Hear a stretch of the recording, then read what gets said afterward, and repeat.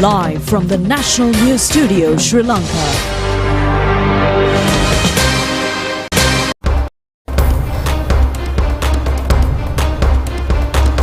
Hello there, good evening and a warm welcome to the National News telecast on Sri Lanka Rupavahini. Bringing you stories from across the globe and stories here at home. I'm Sonal Parnitha.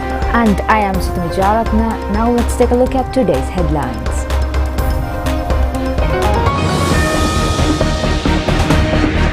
Former President Mahinda Rajapaksa appears before the Bribery Commission regarding the Airbus deal. A statement was recorded over a period of 2 hours. The President instructed the officials to complete the projects relevant to the 500 billion rupees allocated for the Ditwa damages. The officials are informed to work to restore public life adhering to the legal framework. 27,700 dengue cases and 14 deaths have been reported this year so far. Maximum cases are from the Western Province. Evidence were recorded from former cricketer Aravinda De Silva and his wife over the death of Kapila Chandrasena. 2 persons alleged to contact the 2 fake sureties were also remanded. Cabinet nods to offer contracts to construct the 3rd phase of Central Expressway from Rambukkana to Galagedara. A junior minister resigns, forcing the British Premier to quit.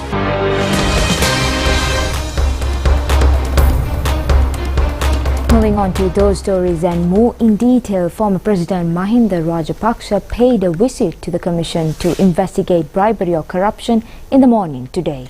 He was there as a response to a call to get a statement regarding the investigations being conducted on the controversial Airbus deal.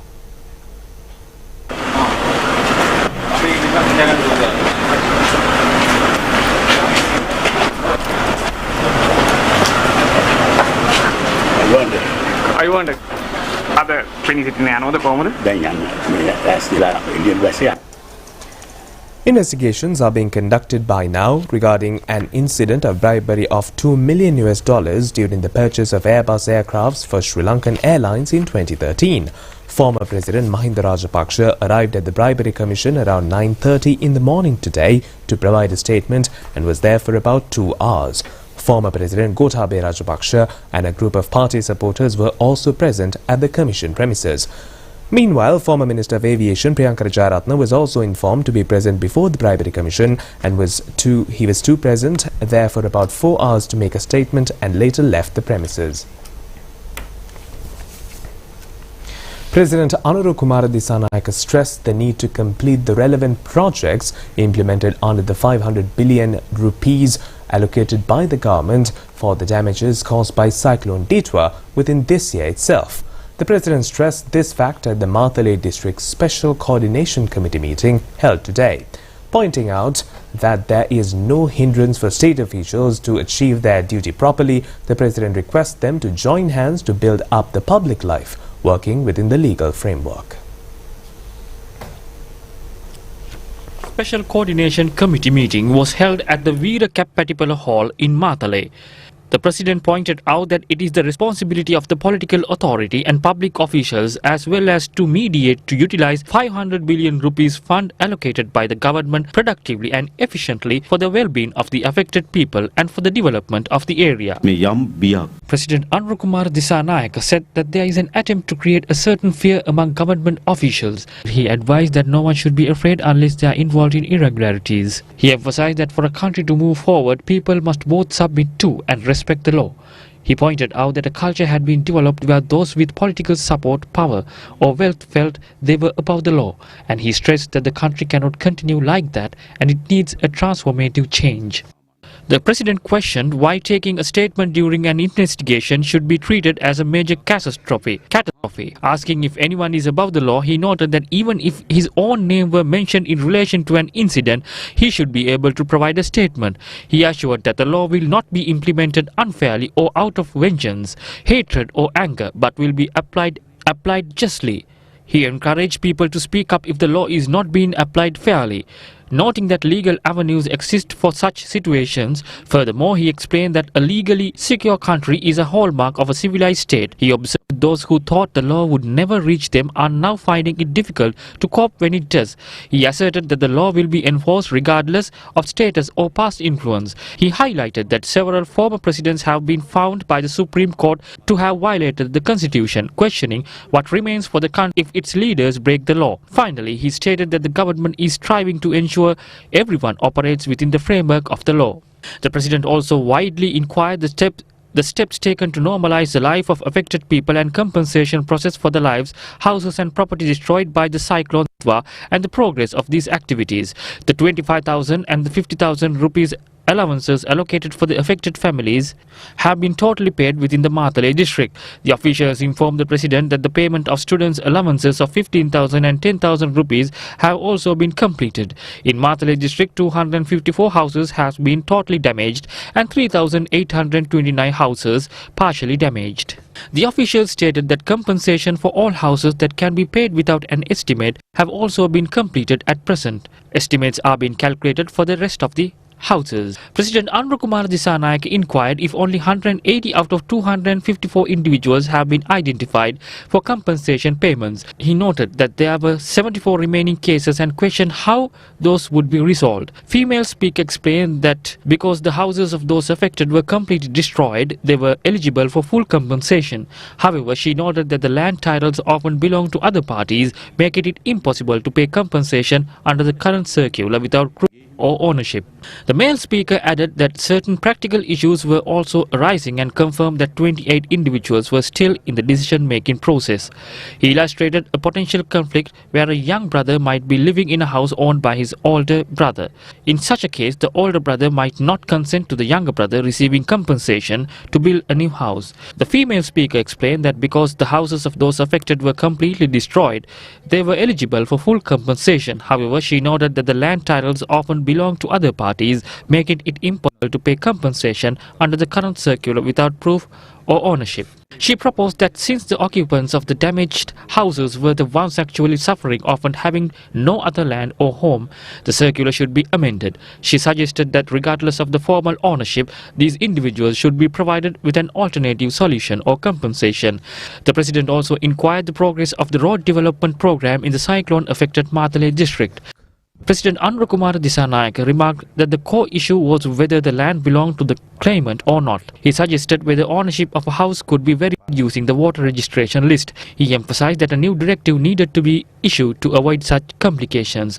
Additionally, he pointed out that 28 individuals were still undecided among 4 available options. The president stated that a deadline must be set for them to submit their preferred proposal, noting that they could not move forward otherwise. He concluded by setting a deadline on June 15th for them to indicate which of the prepared proposals they were preferred. Chairman of the Matale District Coordination Committee, Deputy Minister Gamagedara Dissanayake, political representatives of the area and public officials were present at this occasion.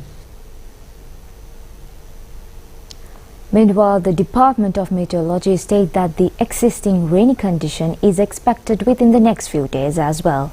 The low pressure zone developed in the northeast direction still prevailing over the sea area close to the island. Meanwhile, the Irrigation Department says that 16 major reservoirs are overflowing at present. Showers or thunder showers may occur from time to time in western Sabaragamuwa, central, northwestern and northern provinces and in Anuradhapura, Trincomalee, Galle and Matara districts. The department added that heavy rains over 100 mm may occur in some places of the western Sabaragamuwa, central, north central and Uva provinces and in Ampara, Batiklo, Galle and Matare districts. According to daily situation report issued by the Disaster Management Centre, our correspondent said that owing to the heavy rainfall, either banks of the Ettalapitiya Oya in Amunuduwa, Diganatanna in Bandarawela area have been washed away, destroying many vegetable cultivations including tomato, brinjals and carrot. 27 families have been affected due to heavy rains, 9 houses have been partially damaged and 17 persons have been directed to safer places now. Director of the Disaster Management Centre Pradeep Kodipilli advised the public not to remain in open areas during lightning. He emphasized that staying under trees in open spaces is extremely dangerous and warned against being in open fields such as paddy fields during such weather conditions. He concluded by stating that it is vital to remain vigilant regarding this situation. Many low-lying areas in Vavuniya district have been inundated. Our correspondent stated that many paddy lands have been severely damaged. Many places in Buttala town went underwater due to heavy rains experienced in the area. Our correspondent said that this has caused interruption to vehicle transportation in several roads, including Vallavaya Monoragala main road. Senior geologist of the National Building Research Organisation, Dr. Wasantha Senadira, added that people living in or near high-risk areas are extremely cautious. He also advised road users to stay alert for potential embankment collapses along roadsides. Furthermore, he urged the public to be mindful of areas prone to rockfalls and falling trees and to follow necessary safety measures. Sluice gates of the Kalababa Reservoir are still open due to existing rain.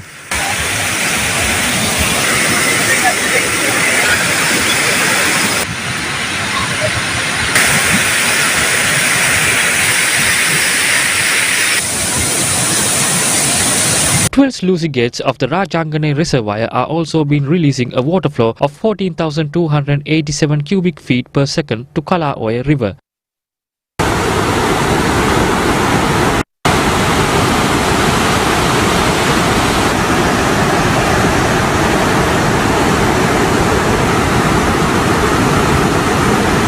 Two sluice gates of Amgamu Reservoir were opened, releasing a water flow of 643 cubic feet per second to Kalaoya. Due to heavy rains experienced in Alla area, water levels of the Ravana Falls has increased rapidly. Badula District Disaster Management Unit informed the public to not to take photographs or bath in the vicinity.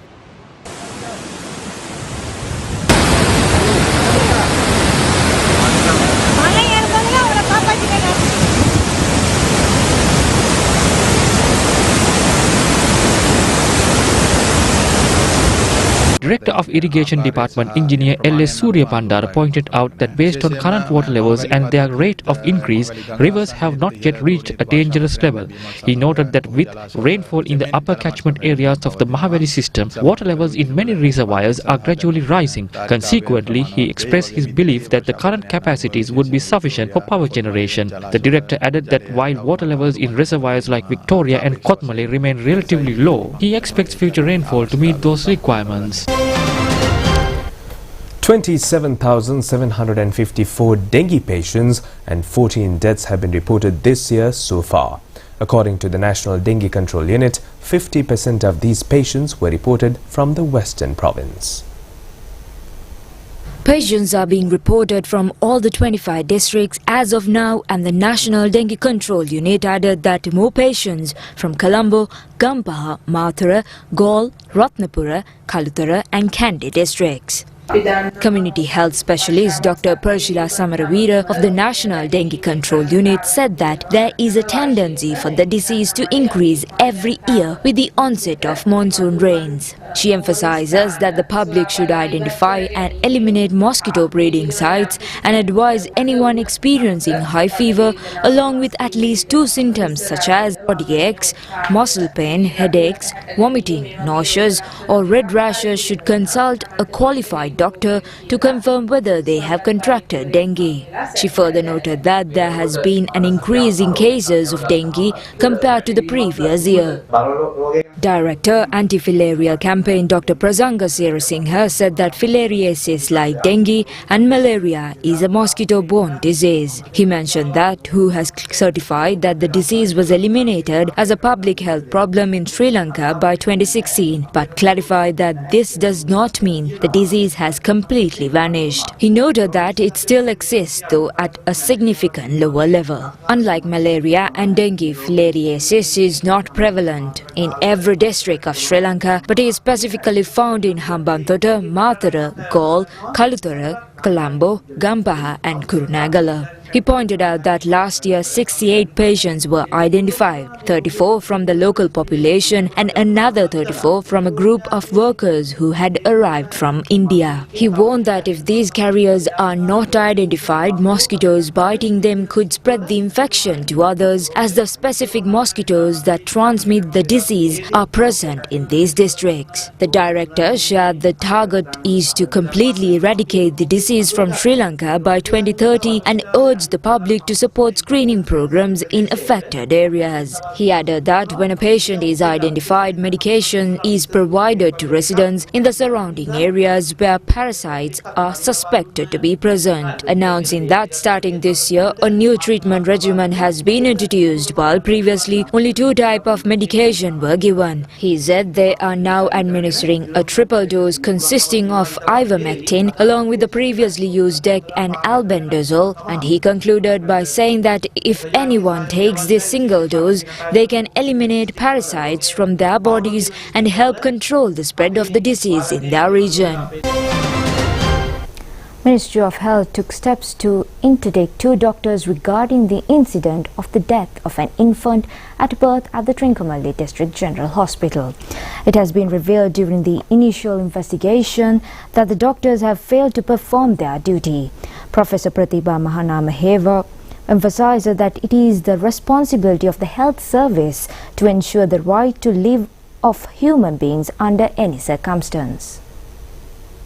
According to International Labour Organization, there are 2 conventions. Convention number 87 and convention number 98. Both are related to strike. Even these 2 conventions specifically address the concept of strike, but emergency services, health services, it is not an unconditional right given to the employee. These are all basically limited and restricted in the case of very sensitive health issues. Therefore, even internationally, World Health Organization, International Labour Organization, all these recognize strike as a human right of employees, but the other hand, the right to life is very important. If it is a delivery of a baby, definitely the doctors must be there. Labor room must be considered as an emergency service as well as it is where a person's giving a birth, and also the doctors must unrestrictedly attend those things, because in emergency services they are not actually allowing for this strike. Now Sri Lanka 1935, we have the trade union ordinance. In the trade union ordinance also there is a way you have to go for the strike, but without following this, those are illegal strikes. So the union must be very careful in the case where in the labor room, which is very, very essential. It's the world right, that is where you call right to life, which is recognized in many international UN conventions and recognized. 3 opposition councillors of the Colombo Municipal Council have decided to remain as independent members when the council assembled under the leadership of Mayor Rai Kale Baltazar. Opposition councillor stated that he had been representing the council for 30 years and had served as the opposition leader.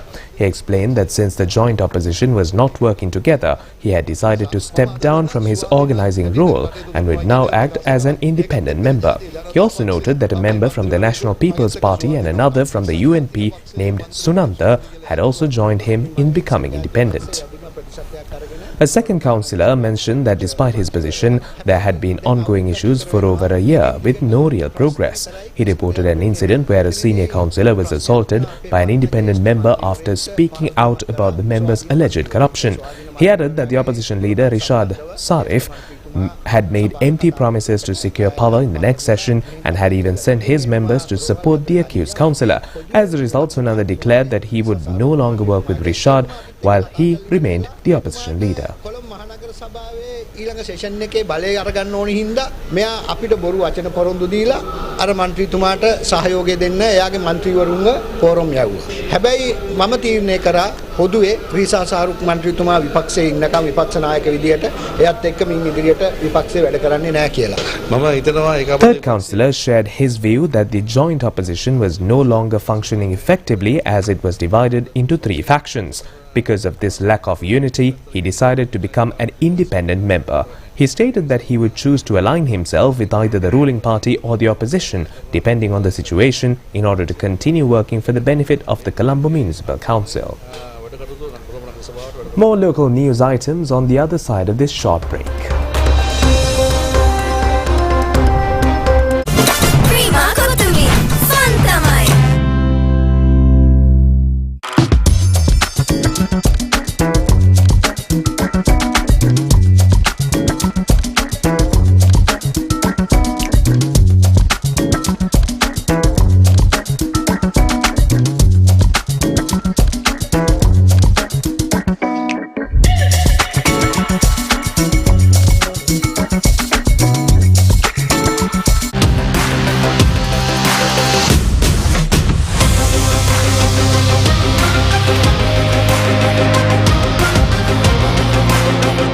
rugby.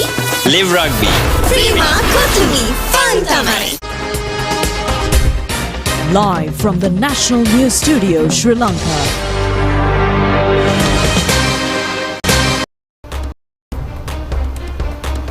Moving on with more local stories, Magistrate's investigation regarding the death of a former Chief Executive Officer of Sri Lankan Airlines, Kapila Chandrasena, was held today in the presence of Colombo Fort Magistrate Pasan Amarasena.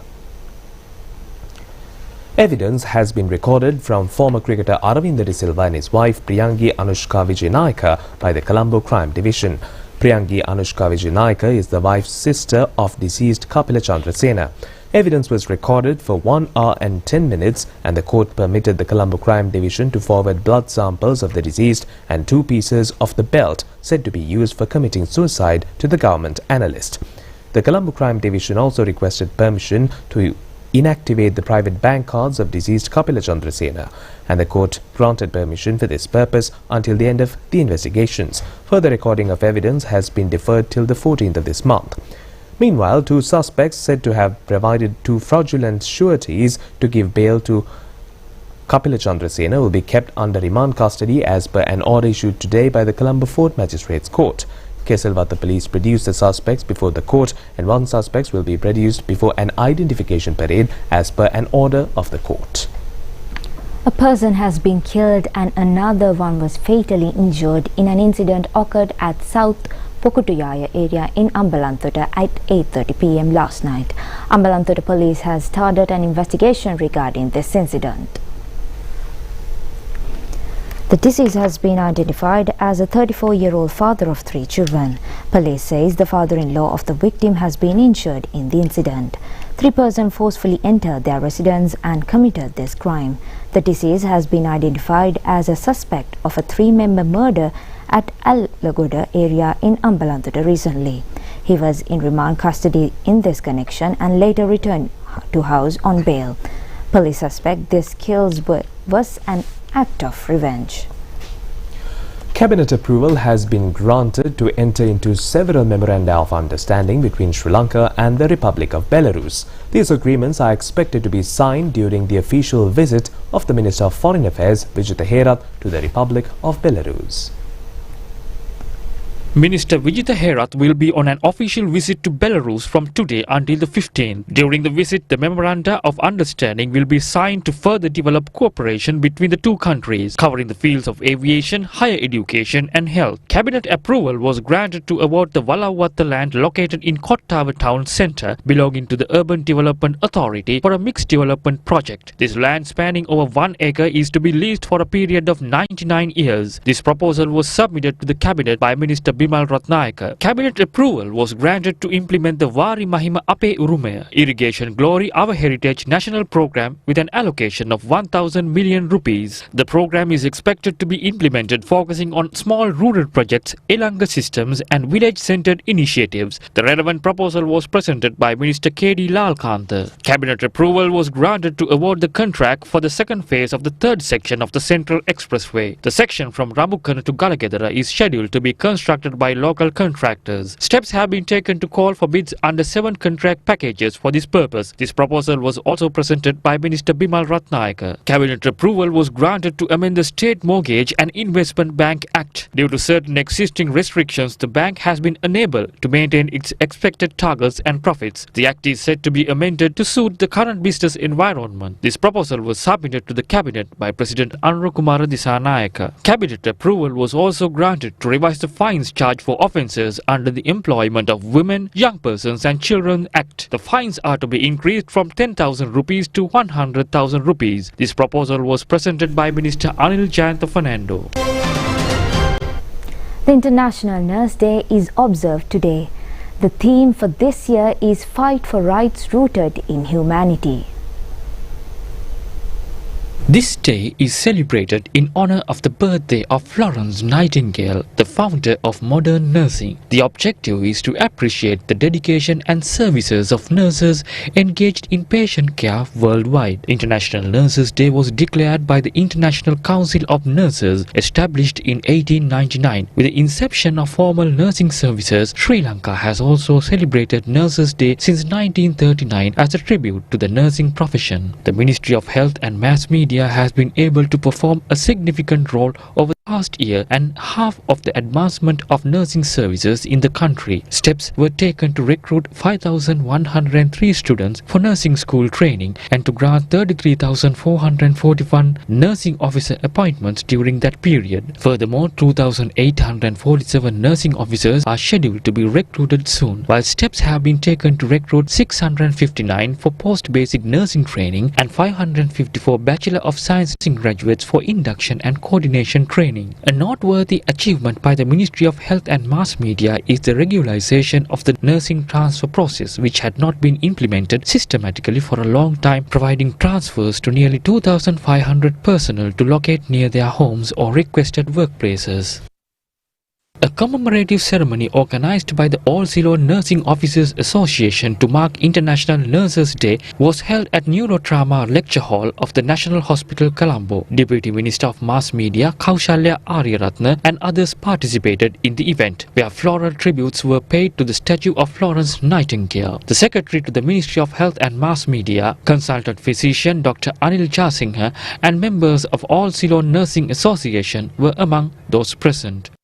Deputy Minister Dr. Kaushalya Ariyaratne stated that a significant narrative had been constructed suggesting that the public service was a failure, ineffective and needed to be downsized. She noted that according to this narrative, the public service should be reduced as much as possible and privatized. It was within this context that they took over the government in 2024. She mentioned that over the past year, approximately 75,000 individuals had been recruited into the public service. However, she emphasized that a direct and transparent policy was followed during these recruitments. Rather than providing jobs based on political affiliations, such as to those assisted in elections, pasted posters or campaigned, which she noted was the previous practice, they had implemented a system based on merit. Dr. Ariyaratne affirmed that their policy of recruiting the necessary officers at the right time based on proper qualifications and calculated needs was one they had maintained in the past, were continuing in the present and would uphold in the future. Meanwhile, Minister Dr. Nalinda Jayatissa stated that steps will be taken to provide immediate solutions to professional issues in the sector while expanding the field of public health nursing. This was mentioned during a special discussion held yesterday between the Minister and All Ceylon Nursing Association. Solutions were also provided for issues affecting this service during this meeting.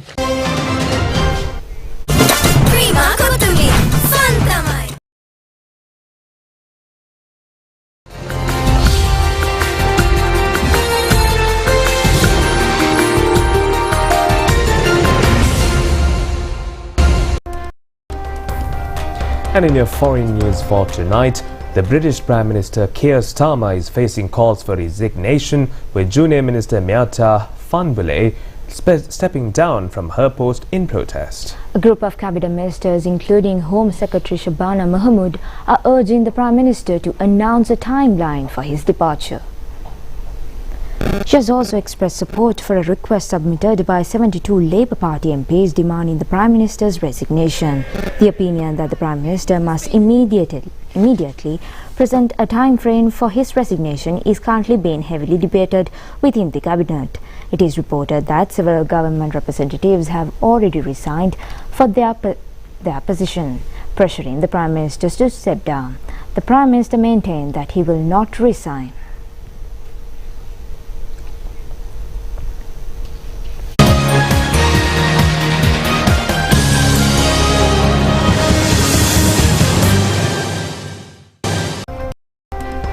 Moving on to sports news, players who won medals at the South Asian Youth Table Tennis Tournament met the Minister of Sports Sunil Kumaragamage at the Ministry of Sports yesterday. Sri Lankan players won 3 silver medals and 11 bronze medals at the South Asian Youth Table Tennis Championships held recently in India. Silver medals were won by the under-19 and under-15 boys and girls teams. The under-15s girls team won the bronze medal. The players who participated in singles and doubles matches also won 5 bronze medals. The minister, congratulating the players, stated more victories are expected for the country in the future as well.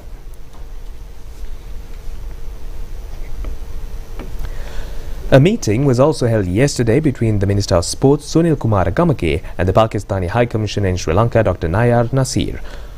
Deputy Minister Dinudusaman Hennaika and a number of other officials were also present at the meeting, which was held at the Ministry of Sports premises. Discussions were also held regarding promotion of sports sector and cooperation between the two countries.